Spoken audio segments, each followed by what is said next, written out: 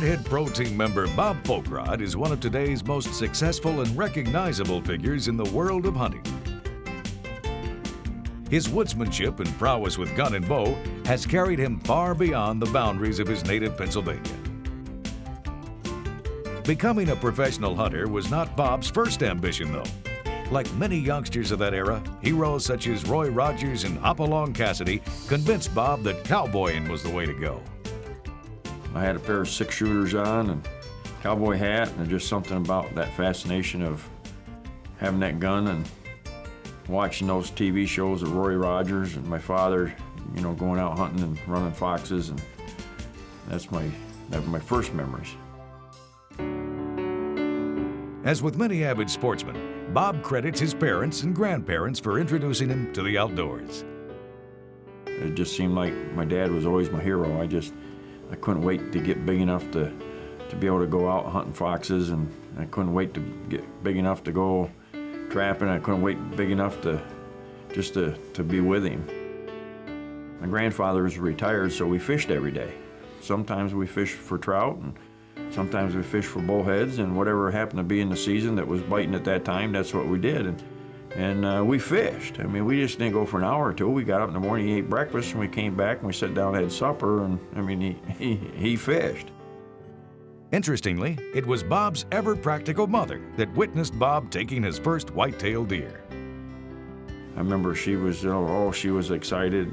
I don't know who was the most excited, whether it was my mother or whether it was me, but when that first deer was, I mean, there was nothing like it. It was just, I was definitely hooked in. You know, I was a deer hunter. For a while, Bob appeared to be settled into a typical blue-collar world. Went to work for American France, and I worked there for 10 years. Seemed like I was pretty content there for a while.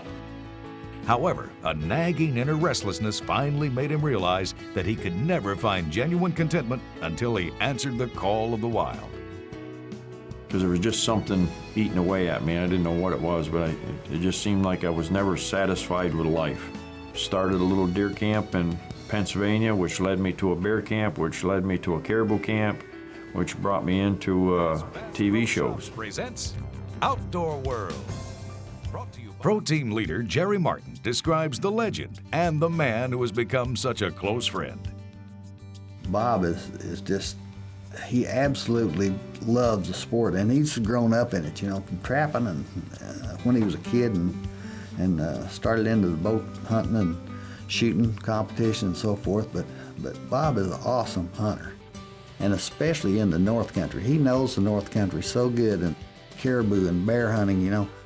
Bob was just inducted into the Bow Hunters Hall of Fame, and it's quite an honor, you know, and he's earned it. Bob's career as a professional hunter has certainly surpassed his every dream. Yet he remains grateful and a bit in awe of it all, especially his association with Bass Pro and the team. Hunting for Outdoor World, I don't think people even have a clue on the emotions that you have inside.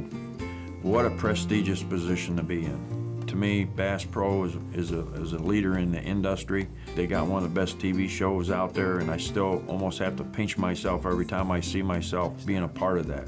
I don't think anybody on the pro team ever dreamed of being who they are right now, but here we are. I get emotional even thinking about it, that I'm sitting here on TV when I was a little kid watching Kurt Gowdy, and now we're in this position to do those same kind of shows and make those same kind of dreams come true for people. It is absolutely a privilege and an honor to be associated with Outdoor World. Longtime fellow Pro Team members Brenda Valentine and Larry Wyson share comments about their teammate. Bob Foulkrod is one of the most intense hunters that you'll ever come up against. But he's also one of the funniest, telling jokes, making funny remarks. But he is a really serious and very skilled hunter. He's been around a long time. A lot of people know Bob. A lot of people don't actually know the person. Bob is very competitive, can shoot a handgun better than I can. He can also, of course, shoot a bow better than I can, but almost anything that Bob picks up, he is going to do well with in terms of the firearm or bow, and I suspect he could do the same thing with a spear or a rock or, you know, or an atlatl if it came right down to it. When he makes up his mind he's going to do something, by gosh, it's going to happen. As soon as he picks his head up again to see if there's any danger. Bob is adamant about teaching respect for animals and the outdoors. He hopes that his reputation and celebrity will influence others to share his position on conservation, gun rights, and the future of hunting. Am I a bad person? Am I sitting here in this chair trying to pass on a tradition that I feel is not going to be passed on? All the memories, all the dreams, all the emotions of hunting with Jerry Martin or with my father or my son or my daughter or my wife picked up a crossbow and watching her eyes get this big, that saddens me that could be taken away sometime just because people don't understand what's going on.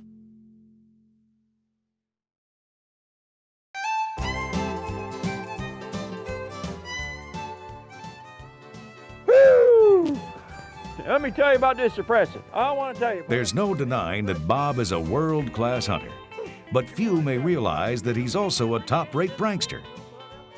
World-class shotgunner and newest pro team member Alan Treadwell recounts when he first met Bob. The first 3 words that Bob ever told me was, "I hate you." You know, and coming into the team, I didn't know how to take that. You know, everybody else is sitting around just laughing their head off because they know he's just jacking with me. But I didn't know what to say, you know, my jaw drops, I'm just sitting there going, you know, does he really hate me? But, I mean, he was just totally playing to try to get a rile out of me, try to get a reaction out of me. The future of hunting certainly rests on the shoulders of every sportsman and sportswoman. And for certain, no one shoulders the load more gladly than Redhead Pro Team member Bob Foulkrod.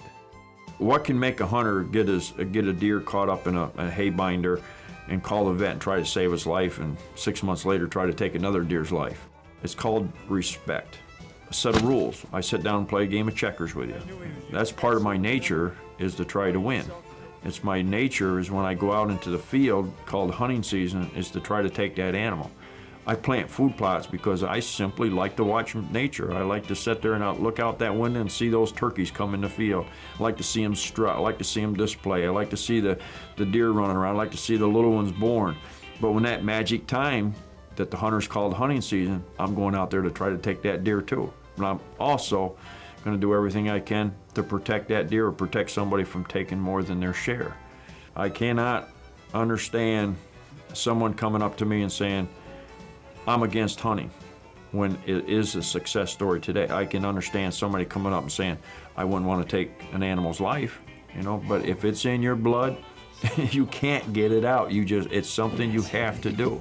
You know, this has got to go away someday, you know, but you know, I am, 55 years old and it hasn't went away.